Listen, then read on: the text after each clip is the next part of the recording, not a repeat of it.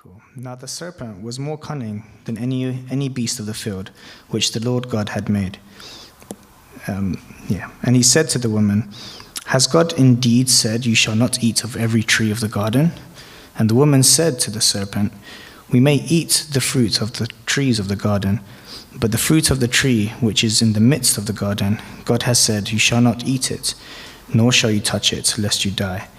Then the serpent said to the woman, 'You will not surely die, for God knows that in the day that you eat of it, your eyes will be opened, and you will be like God, knowing good and evil.' So when the woman saw that the tree was good for food, that it was pleasant for the eyes, and the tree desirable to make one wise, she took of its fruit and ate. She also gave it to her husband with her, and he ate. Then the eyes of both of them were opened, and they knew that they were naked. And they sewed fig leaves together and made themselves coverings."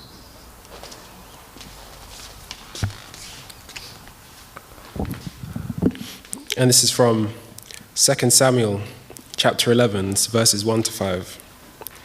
It happened in the spring of the year, at the time when kings go out to battle, that David sent Joab and his servants with him and all Israel, and they destroyed the people of Ammon and besieged Rabbah. But David remained at Jerusalem. Then it happened one evening that David arose from his bed and walked on the roof of the king's house. And from the roof he saw a woman bathing, and the woman was very beautiful to behold. So David sent and inquired about the woman. And someone said, "Is this not Bathsheba, the daughter of Eliam, the wife of Uriah the Hittite?" Then David sent messengers and took her, and she came to him, and he lay with her, for she was cleansed from her impurity. And she returned to her house. And the woman conceived. So she sent and told David and said, "I am with child." And then this is John chapter 18, verses 10 to 26. Then Simon Peter, having a sword, drew it and struck the high priest's servant and cut off his right ear. The servant's name was Malchus. So Jesus said to Peter, "Put your sword into its sheath. Shall I not drink the cup that the Father has given me?" So the band of soldiers and their captain and the officers of the Jews arrested Jesus and bound him. First they led him to Annas, for he was the father-in-law of Caiaphas, who was the high priest that year.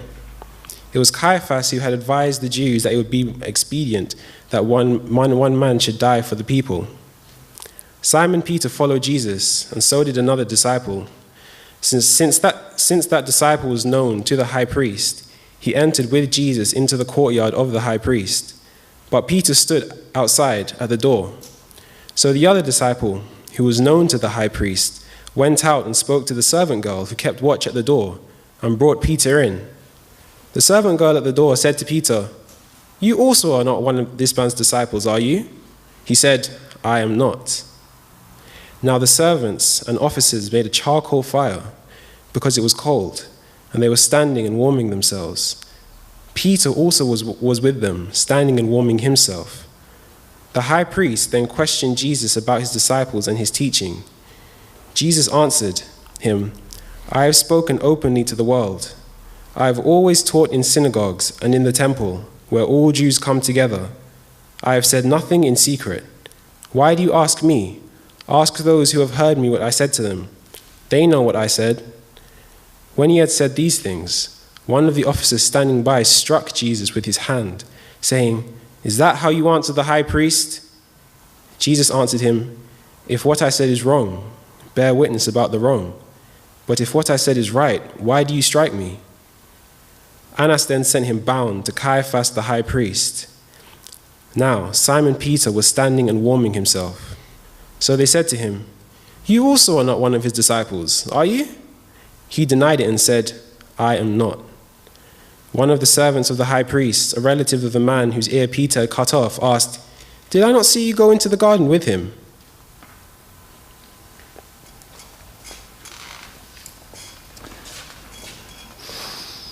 Yeah, let's pray.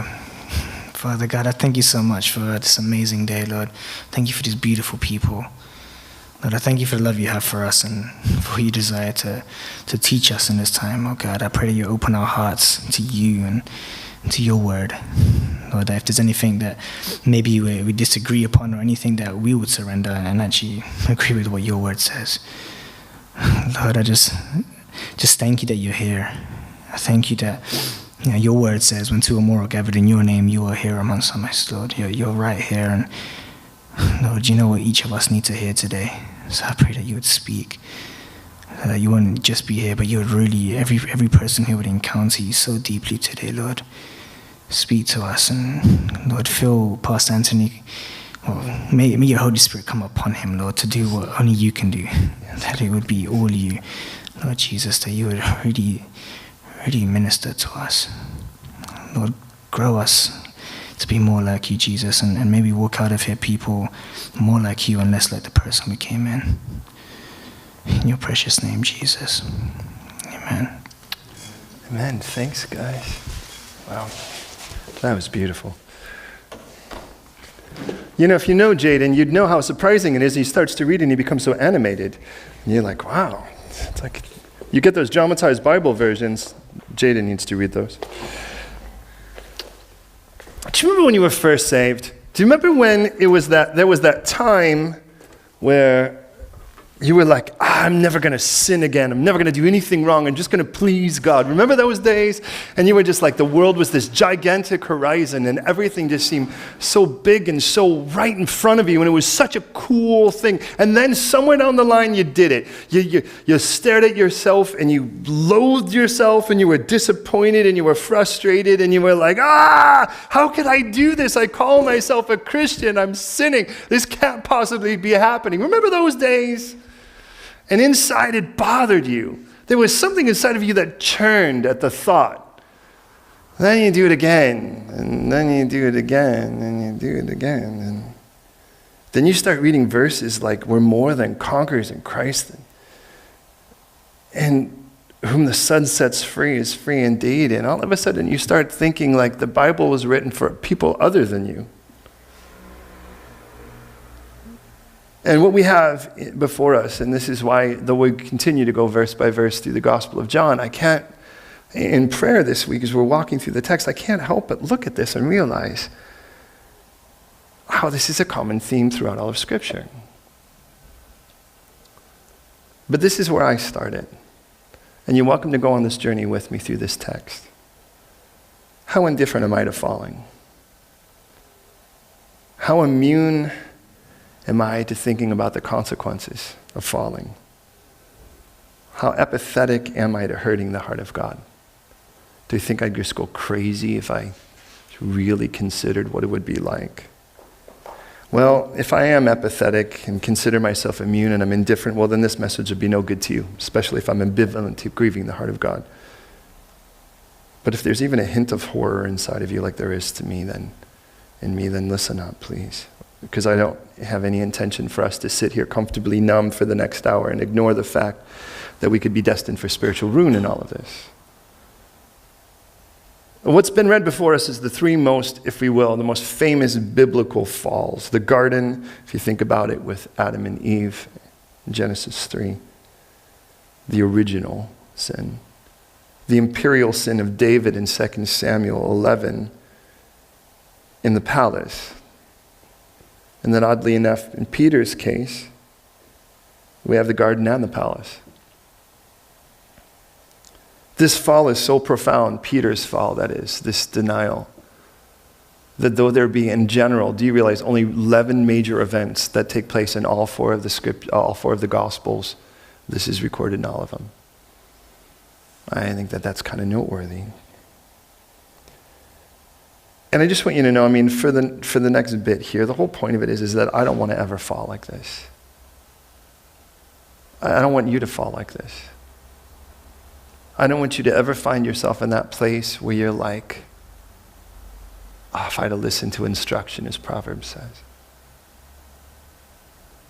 That place where you knew, where the boundless sky and horizon become very small and gray because now you feel like you're broken and filthy and Remember when convictions weren't an issue? When it wasn't just whether or not you could do this, whether it was available or whether it was forgivable, but where it was whether it pleased God. The who in these things, it's important to note that these were not unusually weak people. They were favored, privileged people. Genesis 2 tells us this is the original man. He walked with God. He walked with God. God formed him out of his own hands. Everything else, the word, by the way, yara, is the idea of something where God just spoke it and it came to be, made something out of nothing. But God uniquely says, let us make man in our own image. Let us make man in essence in our shadow, in a way that if you could look at man, you could just see something distinctly about man, that you can learn something distinct about God. And that was the guy we're talking about. And then in 1 Samuel 13 through 15, what we learn is that this second guy, this king, was a man after God's own heart. That's how God identified him. What made him so amazing was what he was after. And then we have Peter, the one guy that Jesus gives an ardent name change the first time he appears to meet him and says, I'm going to call you the Rock. And I think these are the three guys God's pointing out to us. Not somebody that's already seems to be riddled with problems and weaknesses, but these three guys. Romans 15:4 tells us that whatever things were written before were written for our learning, that we through patience and the comfort of scriptures might have hope. And that's my hope for you today, and for me. I never want to share anything with you that I wouldn't actually be taken to the woodshed and not be affected by. Because otherwise it's just empty preaching, with the hope somehow that it'll land upon you guys, but it can't go around me or to me. It needs to go through me because I don't want this. I don't want it to be recorded anywhere of any of you. And I can tell you situation after situation of men that were, in essence, for me, spiritual giants. They were godly men. They were inspirations to me that I would have thought, that guy that would sit down with me, stare me in the face and say, I fell. And I understand how Paul would say in 2 Timothy at the end of his life, I fought the good fight. I finished the race. I kept the faith. And now there is laid up for me a crown of righteousness, which the Lord has reserved for me, but not only me, but for all those who've loved his appearing.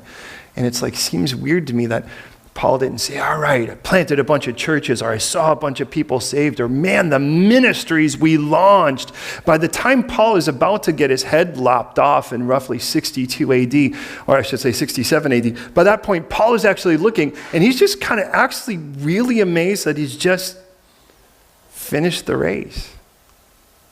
He's seen these really amazing people that were super gifted and super brilliant and super charismatic, expialidocious, and they were super everything. And they waved the coat and people fell over, and they prophesied and they raised people from the dead, and they did all these crazy things. But then the end of it all, see them walk away and become cops and teachers and insurance salesmen.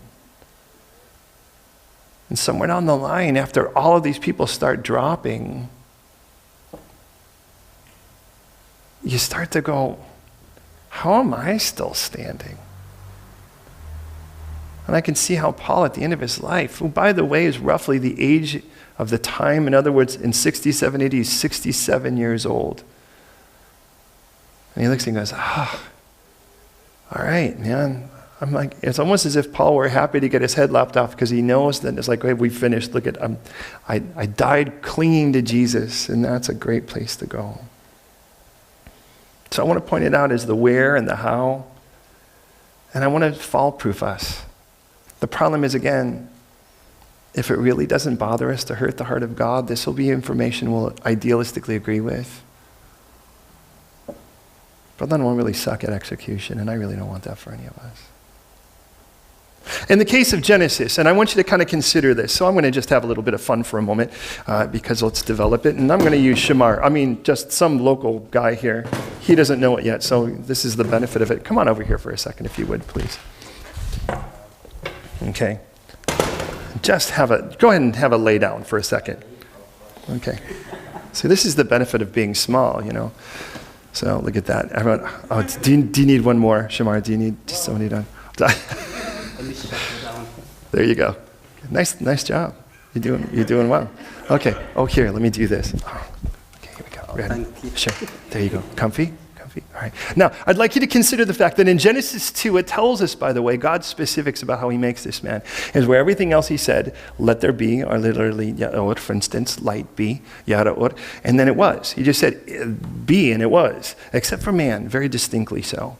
What we read is that God did something different, and a new verb is introduced. It's a word that is used about shaping pottery. So in other words, God has to make his hands out of himself, and he shapes this guy.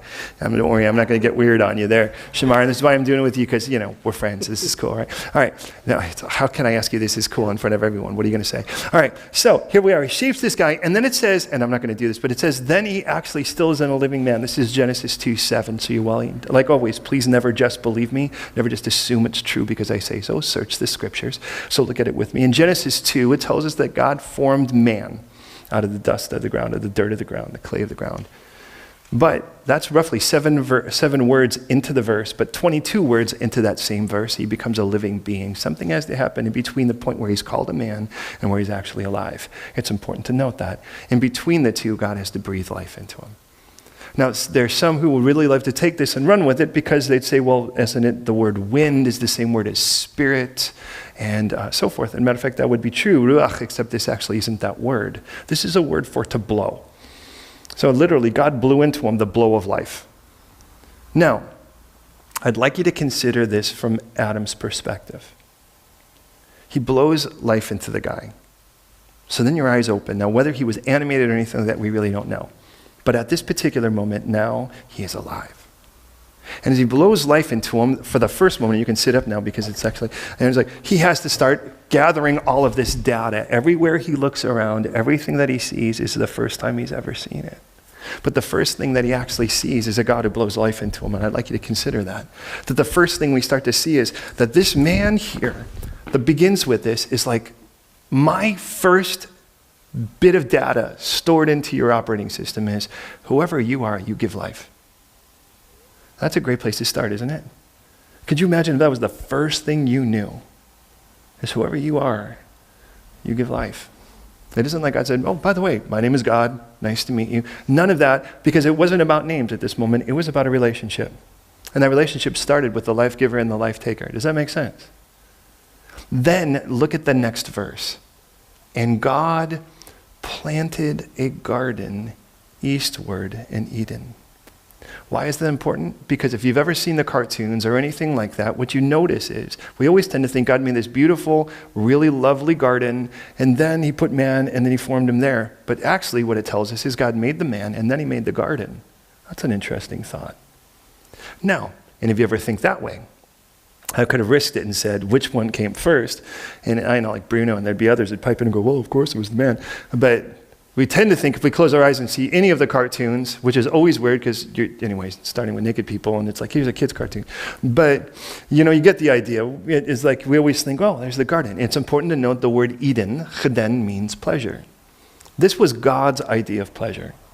God's idea of pleasure was not playing volleyball, with puppies, that kind of thing.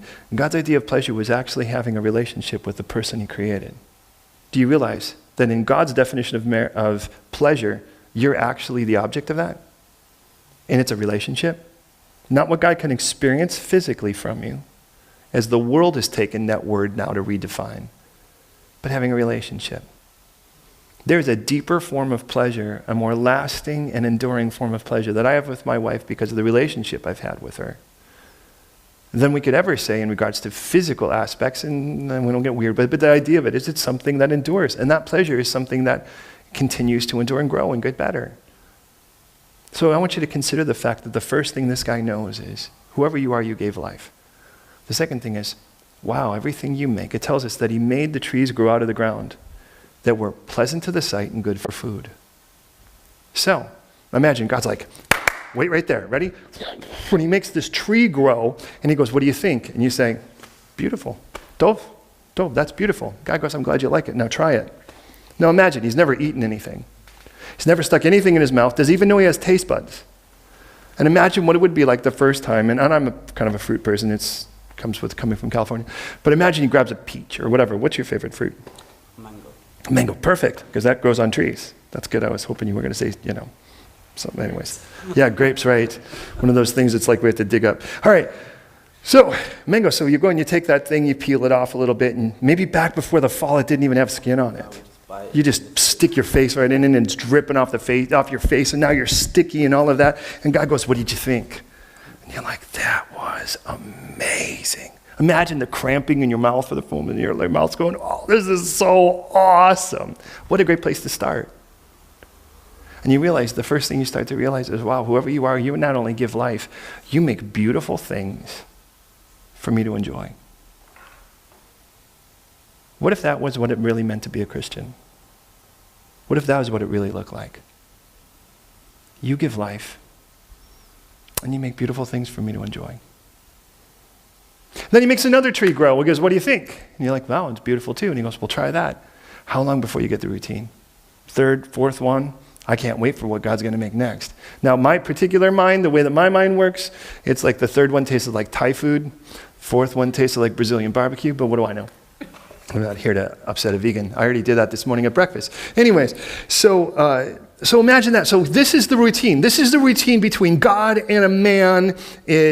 God makes beautiful things. You explore them. You enjoy them. And God goes, okay, what do you think? Is that good? All right, let's put you to work. All right, what are you going to do? Well, you've just had on-the-job training. This is what it was like for him, was all that Adam had to do. We read it as to tend and to keep it. Avad and Shamar. Shamar. That's his name, by the way. That's what God says. I want you to do two things. One, avad, it literally means spend your energy. Spend your energy doing what? Well, what have we done so far? Imagine God's like, oh, come on over here. Ready? Let's take a look. We need room for a new tree. Try this one, And it's like, I can't think of a single fruit that I would go, oh, this is horrible, right? Okay, well, come on over here. Let's make another one over here. All right, try this one. This is the relationship between God and man. And you realize in this, he goes, now, this is what I want you to do. Ready? I want you to get busy. I'm going to give you an appetite, and I'm going to give you curiosity. And I want you to go in any direction and just go exploring. And I want you to try every tree, because they're all beautiful, and they're all good for food. Does this sound like a really horrible job so far? For me, I think this is epic. Y'all with me? Now, then he says, but I also need you to guard it. Shamar. Now, how do you guard it? Well, let me tell you. There's one tree, and it's in the middle. And I just don't want you to go near it. It literally just says don't eat it. Because on the day that you eat of it, mut to mut, literally you'll die to die. It's a double infinitive. And it means you'll die dying. Now, does he know what death is? This is a really important fact as a Christian between a macroevolutionary idea that the science teaches, where everything just kind of, and God's creation idea. And the difference is, well, death is either good or bad. From an evolutionary perspective, that's a good thing because it just paves way for a new thing. But in God's perspective, death was never a good thing. So now there's a part of your head that goes, we really shouldn't eat that because whatever death is, it doesn't seem like a good idea. Go ahead and have a seat. Thank you, Shamar. Now, the reason I say that is I want you to recognize where Adam started this thing. And I won't be developing them all like this, but I want you to recognize that when God said that, now here's the thing, why would God stick this tree in the middle of the garden? Well, it's kind of like this. If you're at the North Pole, whatever direction you go is south. And if it's in the middle, whatever direction you go is away from it. And if you consider the fact that God places within the heart of a man curiosity, the issue is, well, where's that curiosity going to go? But he created that so you could explore the wonders of God and enjoy what he makes. Every day that I walk with the Lord is this amazing experience of exploration and discovery. But the focus wasn't on me, it was on him. So in Genesis 3:6, it tells us in regards to the first fall, the where was is that they were the one place they shouldn't be. And how do I know that? Because it tells us, by the way, that she took of the fruit and ate of the fruit. And you can't take it and eat of it unless you're there. She is speaking with a serpent who appears to be on the tree, and I want you to realize the one place you should not be was the one place that they were. And by the way, it does tell us in verse 6 that she took it and gave it to her husband who was with them, which means that by the time we have an Adam and an Eve, that they're both standing at the one place they shouldn't be. Now, this is important, and I want you to recognize this. A heart that is to be near sin is a heart to sin. And this is where we start this. When our youngest was quite a bit younger, my wife is a phenomenal baker. You would do yourself a favor to invite yourself to anything she's baking. We have a couple very gifted bakers in our fellowship. But it is important to note that when she makes cookies, the whole house smells like it. Both of our girls are really good at that. My wife makes cookies, the house smells like it. My daughter loves salmon. She cooks that, the whole house smells like it.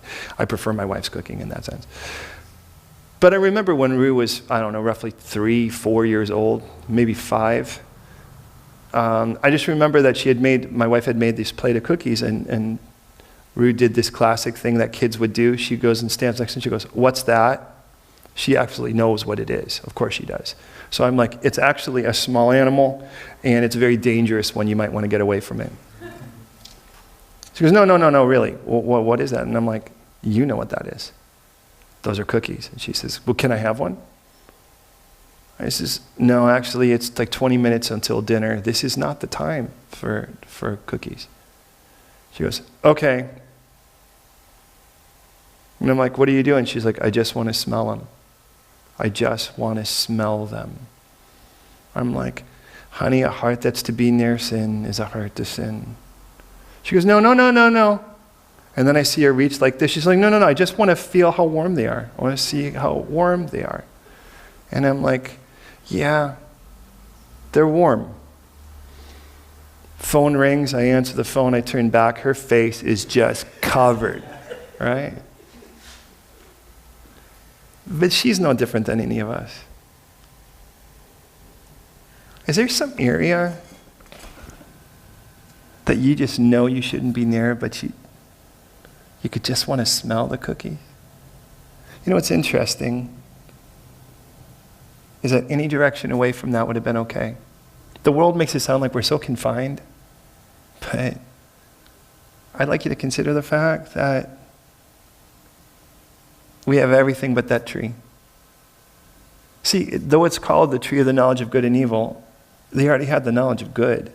They just didn't have the knowledge of evil. The word evil is the word ra'ah in the Hebrew, and it literally means harm. It comes from the word harm. Because I don't want you to know harm firsthand. I don't want you to know scars. I don't want you to know that pain. I don't want you to know that regret, that self-loathing, that hatred that you have toward yourself when you look in the mirror and you say, "Loser, failure." God, because I don't want you to ever have to experience that. And I ask myself, would I avoid the glory of a new direction in the garden just to sit somewhere in the middle where the temptation is? Because let's just be honest. We live in a culture that's shoving us in the middle so we could sit down and shut up and be silent. In David's case, by the way, I'd like you to recognize in 2 Samuel 11, it tells us that it was the time when the kings go out to battle, and David was actually in his palace. It tells us, by the way, it was evening. Evening, by the way, is late afternoon for us. And the easiest way to know that is if you know how to say hello in different languages. The question is, for instance, do you have a good afternoon, good evening in Hungarian? When do you start saying good evening? Yeah, when the sun starts setting, it becomes evening. And that's kind of the point of it. Is that it tells us that David rose up from his bed in the late when the sun started setting. It seemed like a really strange time to be getting up, don't you think? Unless, of course, you binged on Netflix or something like that, then getting up isn't that weird about that time.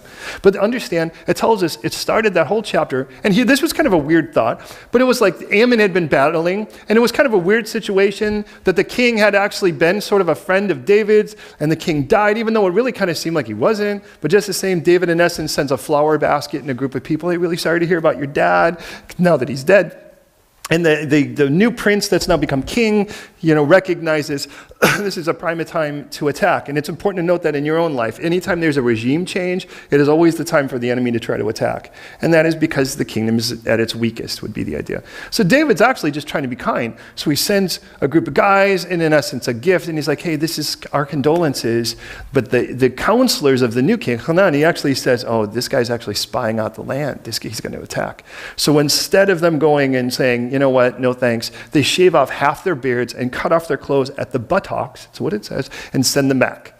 So now all of a sudden these guys are running back with halter tops and and looking like something out of Camden, and they kind of pop back in this thing, and David now is furious. David is furious because his peeps have been humiliated. So David's going to go and fight. So they fight, and what happens is then the winter happens, and it's like this weird thing. So it's like they're killing each other, and then the winter comes and goes, all right, let's take a break. When spring comes back, we'll fight again. Have a good Merry Christmas, and then off they go. And it's like so this winter happens, and it's rainy. And people they want to fight in the rain. And then and then the spring comes, and now it's time to fight again. And now the spring is, in other words, I'll most likely kill you in April. And that's kind of the idea. So now it comes, the spring has come, it's time to fight, and David sends everyone but himself, and it says, this is the time when kings fight.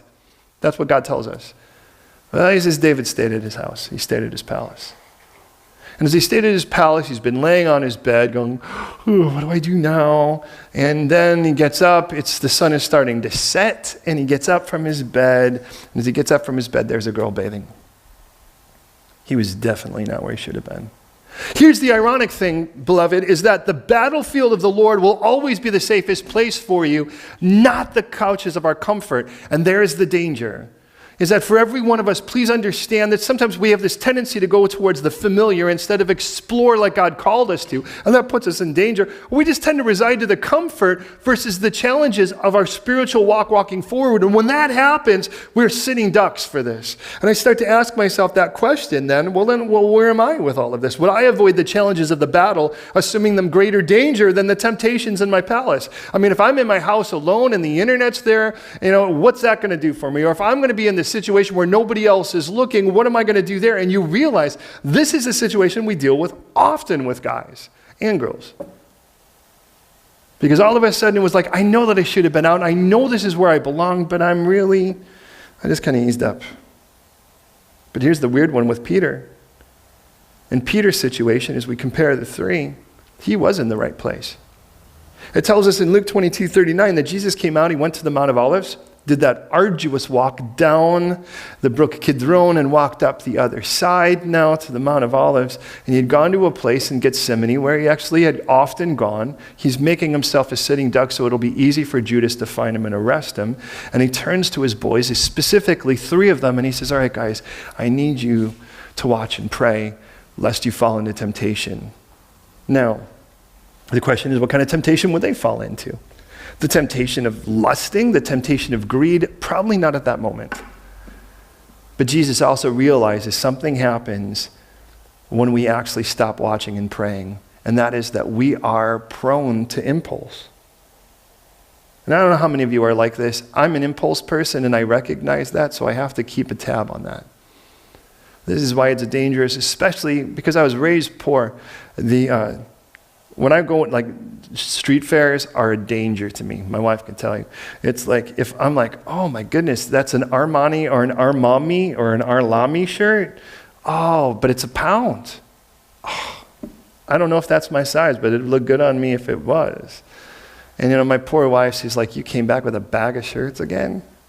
How many shirts could you possibly wear? Impulse is a dangerous thing. Now, that's not everyone, but it is for me. But I'll be honest.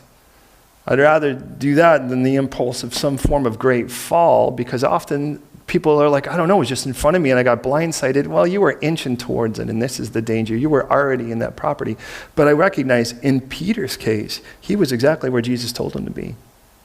And I ask myself in this, would I assume just because I'm in church or I'm in the right studies or whatever that I'm actually free from falling just because I'm in the right place? Well, where am I with God? Where's my hood now? Where do I find myself by choice the most? Now, the what? In Genesis' situation, Adam had a clear directive from God to enjoy the wonders of the garden. And the moment I stop exploring God's awesomeness, I'm going to find myself in trouble. And the problem is the world will always advertise with ferocious appetite to ping my curiosity. Did you notice that? You're like, it's kind of like in your head at all moments, everything you look at, there's a part of your brain that goes swipe left, swipe right, swipe left. It's like no matter what it is, there's always some form of temptation. There's always some form of challenge in all of this. And it goes, aren't you curious? Every Thursday now for nearly 8 years, I go and I volunteer, as does Daniel, at a rehab house where some of these men have been addicts for 30 plus years. They've literally come right out of the dumpster. And you ask him, how does a man stick a needle in his arm for the first time and go, heroin?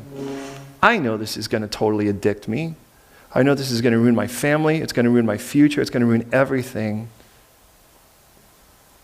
Do you know what it is? The answer is always the same. Curiosity. I don't know. I just never experienced it before. Wouldn't that be crazy? Yeah, let's give it a... Come on, at least I'd be able to say, I've tried it. Curiosity, as you're aware of, is an endless appetite that never gets fully met. This is why internet porn works so well. Because there's always a new face, there's always a new thing, and that's the part of the problem. This is why any form of dangerous liaison becomes that, because it's never fulfilling. This is why greed never finds an end. You can never have enough stuff. You can never be powerful enough. You never can be famous enough. You never be influential enough. You can never get to that point and go, I'm there now. Because even, it's like you ever have to climb a hill and you just like, I'm sure that this is the top, and then you get to that and you realize this isn't the top and there's more to climb up. Am I the only one who's ever had that experience? You're like, by this point, we were in places like Nepal, and hills there are actually called, mountains. But, you get to this point and it's like snow starts falling and things get weirder and they get colder, and you go like, well, this is clearly the top. And they're like, this isn't even a vantage point. And you're like, are you kidding me? And the reason I say that is this is life when you're trying to fulfill things that way. This is what happens is you're like, if I could just get that job now, and I could just get that person now, and I could just, okay, so now I'm married, but wait a minute, how come this isn't exactly what I thought? Or wait a minute, well, we should have a couple of kids. They could serve us. That'll do it. Or you know what? Well, now I need to get, and it's just goes on, and you just get to that top, and you're like, no, this isn't the top. And the reason I say that is in Adam's case, there's always going to be somebody advertising. Aren't you curious? But I want to remind you, God is not a God of nots. He's a God of instead-ofs. And he created you. And there is no appetite you have that is sinful. It's just what menu you order from. God's like, I gave you that curiosity because I want you to know me. You're like, but it's hard work reading the Bible. God's like, well, then don't try to memorize the whole thing this morning. Start with something, but start to know me better. Walk with me, pray with me, walk with other people who love me. Be in a fellowship where you can be open and available to being used. Unfortunately, in Adam's case, he was not only where he shouldn't be, but he was in that place where he stopped exploring to get there. And the moment you stop exploring the goodness of God, you'll be drawn to the center. In David's case, of course, it's actually even clearer in that sense, because it says this was the time when the kings go to battle and David wasn't fighting. Well, actually, David had a war outside that he was supposed to fight, and instead he wound up losing a battle inside. Did you notice that? But it's so much easier to send someone else. It's so much quieter in your own house. It says, a little calming down, a little folding of the hands, a little settling down to rest, and poverty comes upon you like a prowler, like an armed man. And you realize that time without purpose is a very short trail to temptation. Have you noticed that? Like, I've got a little bit of time. I'm just going to sit around and do nothing. Nothing always becomes something not good. I say, God, please interrupt my nothing, because I don't want my nothing to become a bad thing. But this was the case with Peter. In Peter's case, he was not only in the garden, but he should have been watching. David should have been watching. Of course, if he were in the battlefield, you'd definitely be watching, because arrows come at you, bullets come flying is kind of the idea. In those days, they were called arrows and javelins. But in the same idea, and that is, things are being flung at you. Here's the part. that when you're out in the battlefield with the Lord, you expect things to get flung at you. But when you're in your house by yourself, you just assume they won't. And so you put your guard down and then you get drilled. I've learned the difference between playing a sport, for instance, and life is that in a sport you only get tackled when you're off the bench. But in life you'll get tackled in every spot. And you're like, I don't get it. I was doing nothing. And God's like, yeah, but you should have been watching. And there's an endless supply of distractions, amusements, brain numbers, isn't there? And the world's telling you, slow down, chill out. Don't go overboard with this Jesus thing. Come on now. You know, that's pretty radical. And we know what radical religious people look like. They blow themselves up. They kill other people. I'm like, yeah, that's because they're trying to actually follow their role model. That guy did the same. But what about mine? Mine raised the dead. Mine healed the sick. Mine transformed lives, died on a cross and saved the universe. I really want to be like him. But could you imagine Jesus going, you know, you guys, I would die on the cross naked in front of all of you guys, but, you know, that'd be kind of overboard. So I think I'm just going to teach a little bit, heal a little bit, and then just kind of send. Is that cool with you guys? Could you imagine? Going, no, actually, would you please go overboard? And I want to warn you, all three of them were warned. Remember, God said, I want to warn you, I want you to guard this place. It's Shamar. Because on the day you eat of this, you'll die. And you're like, but wait a minute, Pastor Tony. He did eat of it, and he lives like 900 and some odd years. The guy lives almost 1,000 years, 981 years. How in the world does that say death? Apparently, God's vision of death is different than ours. See, what happened on that day? They ate of the fruit, they hid themselves from God, and they lost their intimacy. Isn't that why we hate death? I mean, isn't it when you have somebody you love and you sit there and you look at the shell they once possessed, the tent they once walked in, the jersey they once carried, but they're not there anymore.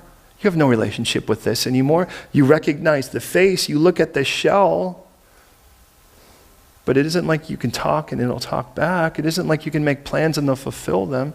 You lost your intimacy with them. See, that physical death we watch and we experience only reminds us what God experienced with Adam and Eve the moment they took of that. God's like, that's the whole point of this. God doesn't want that for you. He didn't create you so you can walk around and selfishly dive into things and kind of walk around and live life without him, because that was not his intent. What God really wanted was to have a relationship with you from the beginning where your mind would be blown because God makes beautiful things. And can I just warn you, God made you. And he would really love for you to go walking with him to show you the next cool thing. But it might be unfamiliar. It might be a new side of the garden, but it won't be in the middle. I can guarantee you that. And the day that you eat of it, you'll surely die, Adam. In David's case, you'll say, well, where's David's warning? 2 Samuel 11:3, David inquired about the woman. Hey, who dat?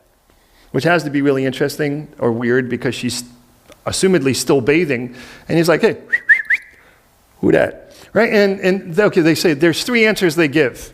First of all, I know who that is, which is kind of, anyways, I don't want to develop. But her name's Bathsheba.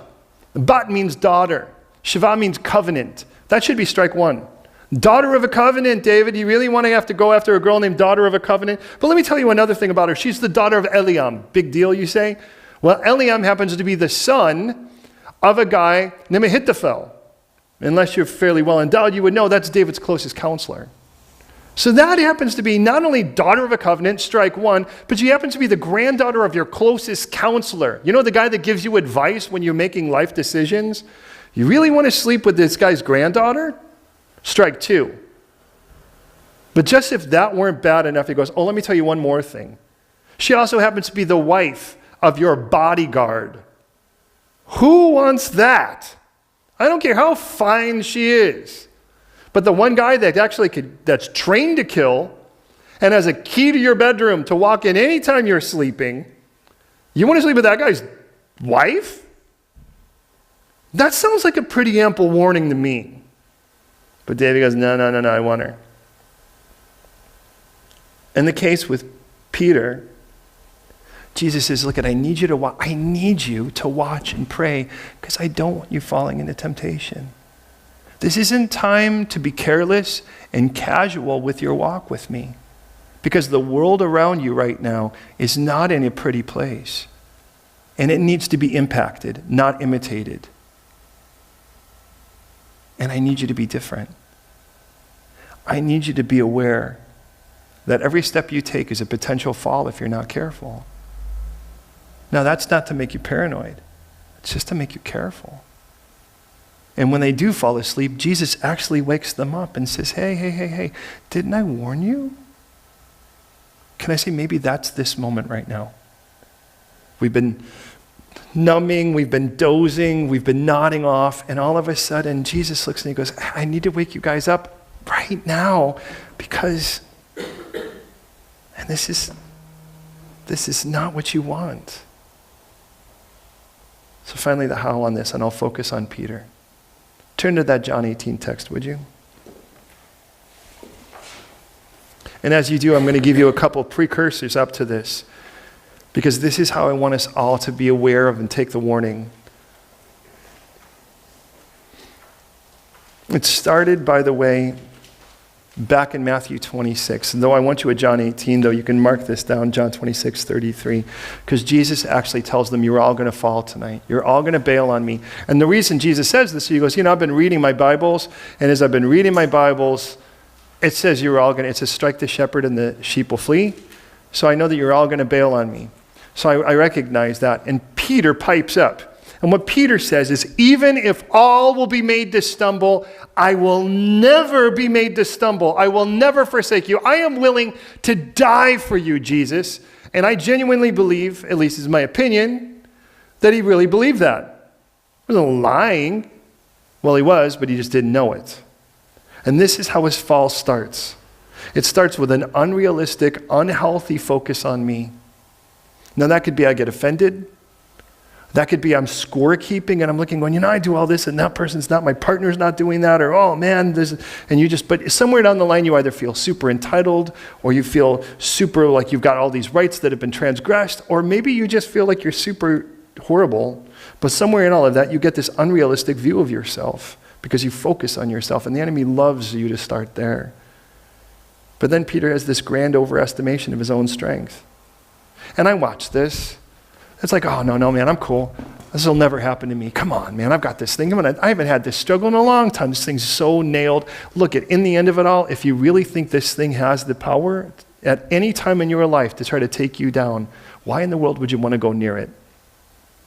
The bottom line, that dog, it bit me before. And rabies shots were not pleasant. They were a very unpleasant experience all the way through the stomach and all that stuff. Was really fun. But in the end of it all, now it's like tame. And, let me just warn you, your flesh nature, my flesh nature will never convert. That's why he tells us that we're supposed to reckon it dead. So you start trying to wake that up, it's never going to be good. And she's like, no, I'm cool. Of course I'd expect him to fall. Of course I don't. Look at John. That guy's got a temper. Have you seen John and James? They're like trying to call fire down on people. Clearly, I'm clear they're going to bail on you guys tonight. But Jesus, I'm the rock. Remember Rocky? Yo, you got me. You can see Jesus going, that's a great comfort, Peter. Thank you very much. And I want you to realize that the moment your vision gets about you first, you've already hopped in the vehicle. You've hopped in the shuttle that's going to take you down. And you got to jump it. In Luke 22:45, Jesus rose up from prayer and he says, why are you sleeping? You guys, I told you not to. I need you to watch. And this is what happens next as I ease up. I stop watching. I stop being careful, and I become watchless. In David's case, he stopped watching and he started looking. And the less that I watch, the more prone I am to impulse. The less that I watch, the more prone I am to listen to Satan's lies, like in Adam and Eve's case. And I ask myself, how careful am I right now? Do you remember when there were certain songs you listened to that made you angry when you were first saved? Certain things you watched and you were like, I can't believe anybody does this. It still bothers me, by the way, when someone uses my Lord's name in vain. I don't see anybody saying Buddha or Muhammad out there like that. But it's like amazing. Someone gets angry. And it's like, and it was so great in Israel because nobody uses the Lord's name in vain that I've noticed, at least while we were there. But the moment I was in the airport at Heathrow, and the guy's like, oh, and I just had to say, do you know him? And the guy's like, stupid American. And I'm like, well, why are you mentioning somebody you don't know? And the guy's like, you know. And I'm like, the whole point is like, it bothers me. Because you're going to confess his name and you're going to confess he's Lord. It would be really wise for you to do it now. It says every knee will bow, beat the rush, do it now. This would be a good time. And I realized, remember when that was like, okay, wait a minute, I really don't want to watch that. I don't want that. I don't want that in my life. And it's like, remember that? Now I'm not here to freak you out. I'm here to actually say, remember when you were watchful because you didn't want to fall and that was a big deal? And now some of those things that really bothered us and nauseated us now are kind of part of our repertoire. And I realize, am I really that careful about what influences me? How about the people that influence me? The people that I look around and go, you know what? You know, I'm not saying you're not a Christian, but when we hang out, man, it is never going to Jesus. It's like, you know, when we hang out somehow in this, I'm more likely to wind up in jail than I'm in the arms of God through this experience. And I realize, what in the world am I thinking? But we also know those times when somebody's in ministry, but there's a difference. You know, look at my kids, one of the first things we taught them is that everyone you meet's an acquaintance. You're acquainted with them. You know they exist, but they graduate to friend because a friend has the power of influence in your life. So you can choose that. Know that. You can choose that. So who are you going to let influence you? My challenge is pick people that you'd like to be more like. That you're like, I admire that aspect and I'm willing to listen. Because if those are the people, I mean, let's face it, if you were going to be an Olympic anything, and you're like, you know, it's like, imagine Bruno, or let's just say, you know, roughly Runo, wants to be a professional football player, and he really wants that, but he's like, you know, but all of his friends are fat, lazy slobs, and all they want to do is sort of sit around and, you know, and eat Jaffa cakes and yell at the television screen. And it was like, you know, that he's like, I'm going to go work out. And they're like, why are you working out again? Oh, come on, come here and watch it. I was like, sooner or later, you realize everything he wants to do to actually be Olympic is actually going to be contrary to everything that his friends want. Is that what you really want? I want to be an Olympic Christian. I want to go beyond that. I'd like to be a gold medal Christian. I'd like to be one that's like, man, I spent it on the field. And it's like, look, I want everyone to be my ministry, but I want people to challenge me. They're like, wow, you see that guy pray? Or not like for show, but, you know, or that guy's always sharing or whatever. It's like, man, do you know anyone that inspires you like that? Can you think of 3 people off the top of your head that you're like, their walk challenges me to have a better walk? How close are you to them? Verse 10, and again, now I better start wrapping this up. We've got a few minutes left. Peter, he drew his sword because he's been sleeping and he's given over to impulse, and he throws it and he thrusts off the right ear of Malchus, the high servant of the priest. And it's like, look I start by overestimating my strength and I focus on me, then I doze off and get careless, and then I act on impulse. It's the fruit, it's the woman, it's the sword, but in all the cases, I've just barked out an impulse. And I've gone, wow, how did I do that? Oh my goodness, I just whacked off a guy's ear. Oh my goodness, what's this in my hand that I've just eaten? Oh my goodness, how are you in my bed? And that is what happened here. And it remained, by the way, through the situation. And I wonder what it would be like if Peter had gone, Jesus, wait a minute, I'm so sorry. Because Jesus rebukes him. He's like, put that sword away. Put it back in its sheath. And then he has to heal the guy's ear. You know, I can imagine Jesus going, I'm really, really sorry for this guy. He's going to be a pope. But right now, I mean, imagine what that would be like. And then you realize, wow, my attitude's very different from Jesus's. You realize the rest of all of this denial, isn't Peter's fall. It's the fallout from his fall. His fall was already in the garden. The moment he jumped up, grabbed his sword, and tried to save Jesus, who was going to the cross to save him, imagine if Peter had succeeded. Jesus wouldn't have died on the cross. We would have all gone to hell. Story over. I mean, imagine Jesus like, Peter, you have no idea the limited, I love the heart behind it, but you have no idea the short-sightedness to what you're trying to do here. But you act on impulse. Mark 14:54, there's no Mark 26. Matthew 26:58 tells us that Peter then follows at a distance. And this is what happens. Once I blow it like that, I start to distance myself from fellowship, from people that I know, that I just feel like will look at me and go, oh, you did, like, you know, they see it.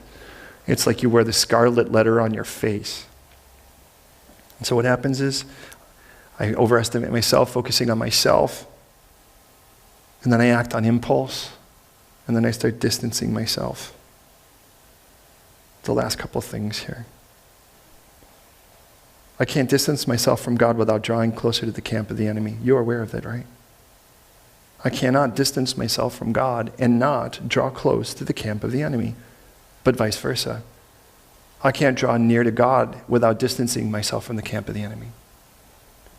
Simon Peter followed Jesus, verse 15. So did the other disciple. The disciple is known to the high priest. That's how Peter gets in. Peter actually couldn't even get in the door except John, assumedly the writer, the one guy who actually knew that the high priest's servant's name was Malchus. That tends to lead me to believe he actually kind of had some relationship with the high priest. Who else knows the high priest's servant's name? And somewhere in all that, John has to go to the door and he's like, hey, I'm sorry, this guy's with me. And I wonder, you ever wonder where is John in all of this? It's like John never seems to have denied that he was a disciple of Jesus. John never, whatever happened? Did he get abused at all through all of this? But somewhere in it, he's like, I'm really sorry. But this guy's with me. So he comes in, but somewhere in all of it, Peter doesn't seem to be staying with John. Instead, Peter distances himself from John, and he starts to go and he goes to warm himself by a fire. And the farther that I run from Jesus, the deeper I'll run into the enemy's camp. And he's found himself now in a crowd that is hostile to a Jesus follower. And that would intimidate him. But the problem is he actually volunteered to be a part of the crowd. You know why? Because there was a fire there. Now, please hear me, because we are now just at the end of this. Understand, somewhere in all of this, Peter is, he stopped watching. Though he was in the right place in the beginning, he stopped watching and he got careless. He overestimated his own strength and he acted on impulse. And he's like, whoa, I better start distancing myself. Because I know John's going to go, see, remember that you were willing to die for him stuff? You feel like that, right? You're going to walk into church because you've blown it and someone's going to go, oh, here comes that sinner. And then you kind of come into this situation, but you know what you do? You're like, oh, that church is full of hypocrites, man. I don't want to go there. Oh, they're all hypocrites. I'm going to go to a club. Because after all, clubs don't have hypocrites. Have you ever seen the makeup people wear? Hypocrite means to wear a mask, right? Look, I bartended for many years, and I can tell you, man, the moment they say, we just want to warn you, we're going to turn on those lights so we can clean the place, it's amazing how it's like, everyone scatters for the door. And you know why? Because when those lights go on, you actually see what people really look like. And they're like, yeah, I look really good in this light. There's very little light. Yeah, that's the point. So look you say the church is full of hypocrites. Yes, and you know what? There's always room for one more. You're welcome to come. But it would be saying, I don't want to go to the hospital. It's full of sick people. Yeah, but you're sick. And that it also has doctors. And that's a good thing. So Peter has now walked into a group of guys that are going to diss him for following Jesus. And he walked over there because there was a fire and it was cold. April's single digits at night.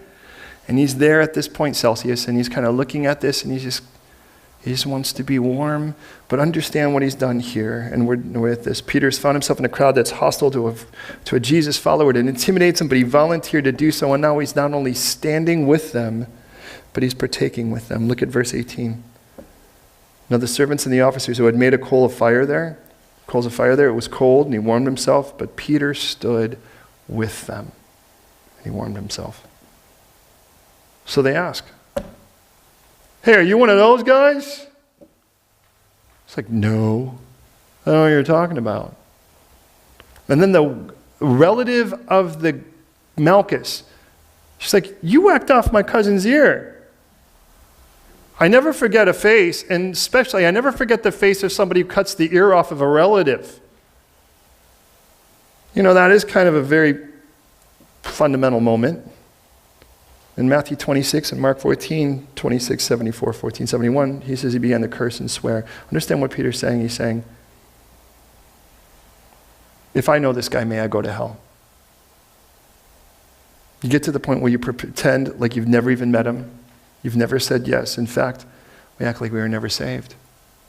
Because the crowd around us is going to be anything but happy about that. Is this really what I wanted my life to be? Because your life's a trajectory.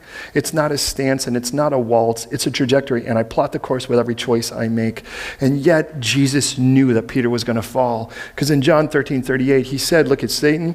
Will you lay down your life for me? Surely I say to you that before the rooster won't crow before you've actually denied me thrice. And yet he still had a plan in that. In Luke 22:31, he said, Simon, Satan has asked for you. Simon, Satan has asked for you that he would sift you like wheat. But I've prayed for you that your faith would not fail, and when you've returned to me, strengthen the brothers. Now look, this is how we close this. Let me ask you, where are you at today? Are you in that place where you're actually there, where you realize, you know what? I remember what it was like to really love God, what it was really like to just be like, yes. The name of Jesus made my heart skip a beat. And then you hung your heart because you walked through Babylon and you're like, this sucks. Look at this. Nobody's happy about it. And you know what really is scary? Is that a lot of the church won't either. Have you noticed that? I mean, I'm not talking about spiritual experience where it's like, dude, I just laid hands on someone and they were healed. If you said that in the general unsaved world, they might be like, well, that was pretty cool. It's interesting. But you're like, I really decided I want to follow Jesus with everything. And you know what? I've decided I want to live a sober and safe and sex-free life till I'm married. And it's like these kind of things. And people go, whoa. Okay, now you're actually talking like a crazy person. And you can get that advice from a lot of people in the church, prayerfully not here. And I'm here to tell you, I challenge you to OD on Jesus. You can't. Prove me wrong. Dive into him with your head and your heart first. And tell him and show me how that's ruined your life. There is nothing you can hand over to Jesus that will not improve. And if it dies there, then that's an improvement. If I handed in my cancer and it died there, that would be a very big improvement. But I don't want you falling and I don't want me falling. So let me reverse that so we can pray. First of all, find yourself in the right place, doing the right thing. And be careful. How's that? Put yourself in a place where people will challenge you to walk. Challenge you when it comes to those areas of sacrifice that in your heart God has placed upon you, and saying it, some people are going to look at you like you're absolutely mental, and you're like, but you know what? I know this is right. I'm walking out of this relationship. I'm leaving this situation. I'm going to do this instead or whatever. And you're like, but you know what? Is there anyone at all confirms the stuff that God's Holy Spirit is saying to your heart? Because don't you need that? And you're like, well, forget it. If I'm going to get this kind of talk, I might as well go someplace and do something stupid. Well, I'm here to say, don't do anything stupid. Follow Jesus with me. Let's challenge each other. When we're kind of jogging, but we know that we could sprint, then let's sprint. When we feel like we've tripped, let's help each other get up and let's get back on the track and let's start doing this thing. Because we're supposed to run the race to win it. And I want to pray for you and I want to pray for me. Before you're near the cookie jar, before you're walking the palace, before you're standing in the middle looking at that thing, when you're like, you know what, no, I'm cool. A little bit of Jesus is all I need. You're probably aware of the fact, and cancer is a really good example, they don't just cut out the little part where cancer was near. They gouge around it because they want to be sure that they've gotten it. Because it's that serious, because a little bit left will go back in and take over again. AIDS is the same. Do you want it just maintainable or do you want to be cured? I want to be cured. But lastly, if you've not accepted the gift of Jesus Christ, I'm not saying if you've gone to church or you're a church member, there's a lot of church members who don't know Jesus. That should never be you. My Savior died on the cross for you to pay for every one of your sins, and mine too, all of your shame, all of your guilt. There was not a single nasty thing within your heart, head, mind, or life, mine too, that he did not take upon himself by choice and die on the cross to make sure it was paid in full. And then rose again to give you a new life. But could you imagine looking back a year from now and going, remember when we heard this and we took the challenge and we decided we were going to slap on some serious trainers on that track, and we weren't just going to put on flip-flops because we were actually going to try to run and not just be happy we were on the track? Because when we stand before Jesus, you'll never be able to go back and run again. This is the one shot you got. Wouldn't it be cool to actually stand there and hear, well done, because somehow in it we've convinced ourselves we could live really stupid lives and have God go, well done? That's delusional. Because only you know well done for you. I can't tell you what your well done is, but you can. And that's the great thing about running. is you run the best you can run. Well, can I just say, can I challenge you? Run with me. Let's run and really fall in love with this God who's fallen in love with us. And get back to that place where we wake up and go, God, let me explore with you today. Show me new things to jump in and show you your glory in that. Will you pray with me? God in heaven, I want to thank you for this text. And no doubt it's been long and arduous. We've gone through three Bible studies in a single text. And yet I'm challenged. I'm challenged to do so much more than just think about more information or seek another spiritual experience. I realize you fill me and empower me to serve.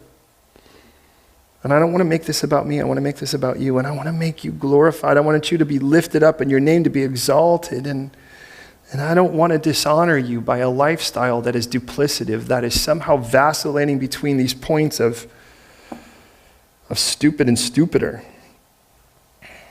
Where somehow I think that I was doing okay for a moment and then something weird starts to happen. Where I ease up and then I find myself in a place where I'm like, how did I get there? But today you remind me, this is so much more. This is so much more than just getting out of hell. This is a relationship you've ordained for us. And that's my heart for us, is that we would invest in this relationship. We recognize we're prone to sway. We're prone to stray because we've not disciplined our appetites to pursue you like we should. And when we don't do that, we find ourselves instead at this place where we wander. And forgive us for that. And I pray for any and every person here that may actually be in that place where they feel like they are far, where they are fallen. I want to just please remind them, just like Peter, that doesn't take you by surprise. You knew that was going to happen, and you had a plan for them on the other side. And that is not for us to cheapen the grace and think we could just do that and get away with it. Because it comes with scars you've never intended for us to have. But please, please, please, God, reignite within us a commitment to be careful. Reignite within us a commitment to watch and to want to be in that right place with you, in the right heart space and mind space with you. Oh God, please tonight, please here, put us back in that place where the horizon is huge. Put us back in that place, God, where we get serious about our sin. And more than just not wanting to hurt you, that we would desire to live lives that please you. And if there be any who have not accepted the gift of Jesus Christ, but today recognize you need to, you've actually not, maybe you're not even sure, well, you can be sure.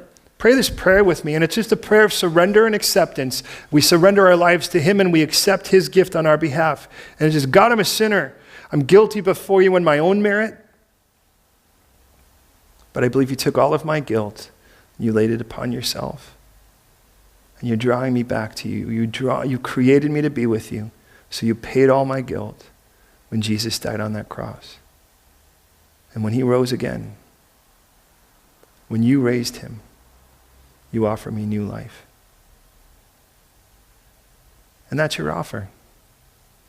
Let all this filth die and trade it for a new life. And I say yes. I say yes, confessing Jesus as my Savior, confessing Jesus as my Lord. And I hand my life to you now.